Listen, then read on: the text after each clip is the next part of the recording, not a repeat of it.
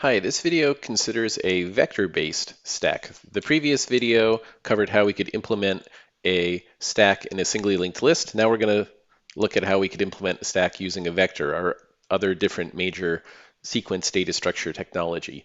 This video does build on that previous video, so make sure you watch the linked list video before this one. So again, we're going to use the container adapter idea. Remember that an adapter is a container that uses a pre-existing container to implement a new different interface.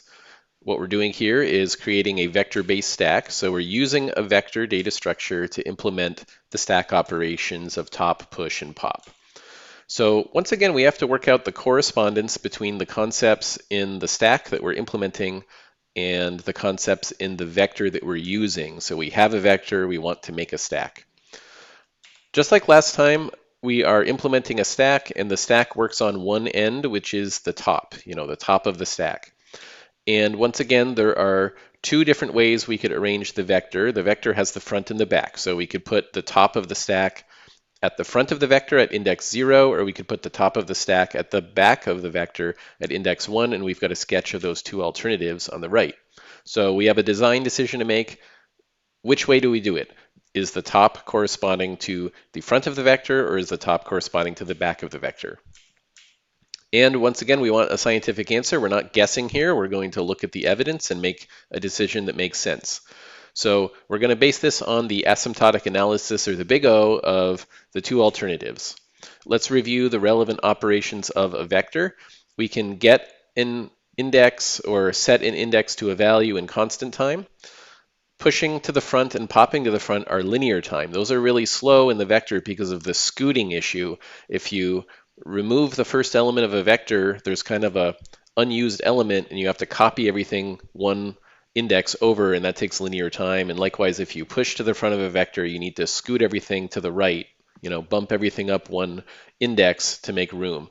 So pushing and popping from the front are slow linear time operations.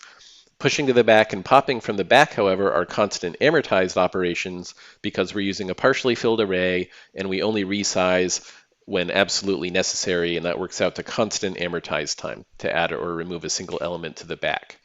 So if we make the top of our stack correspond to the front, then every time we push to our stack, we're pushing to the front of the vector in linear time, and every time we pop our stack, it's linear time. So that would make our stack operations take big O of n time really slow. That would be a bad choice.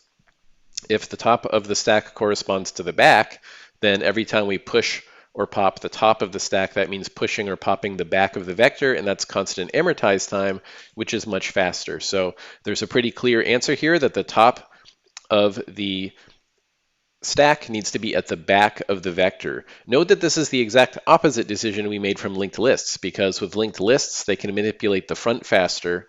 With vectors, they can manipulate the back faster. So we made opposite decisions due to this analysis. So here's our decision, just to be clear.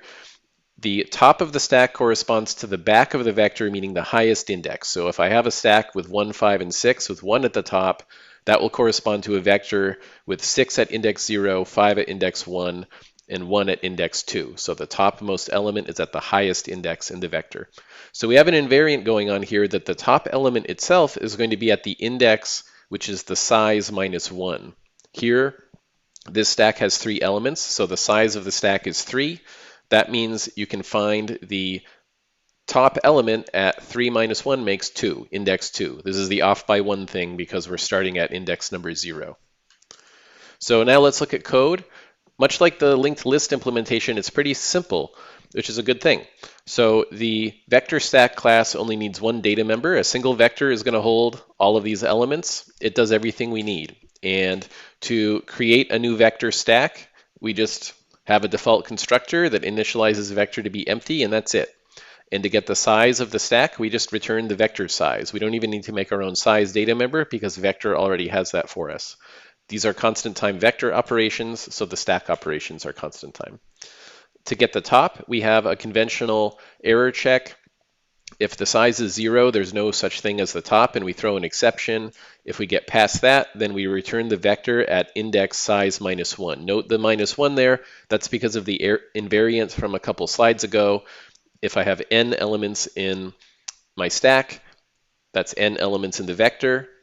and the top element is at the highest legal index, which is the current size -1. So don't forget about that -1 detail. This takes constant time because getting an element of a vector by index is constant time. Push is a one-liner. You just push to the back of the vector and that's it. We don't need an error check because it's perfectly legal to add to an empty stack. And push back on a vector is constant amortized time, so this whole push operation is constant amortized time. Finally is pop. We've got that same error check. If size is 0, then we throw an exception. And if not, we pop the back element of the vector because that's the top of the stack. And pop back is constant amortized time on a vector. So here's a summary of all these operations. Once again, we had very simple, straightforward code. This is good reuse. We're using all that hard work we put into the vector to get a payoff here where we can make stacks very simply and easily.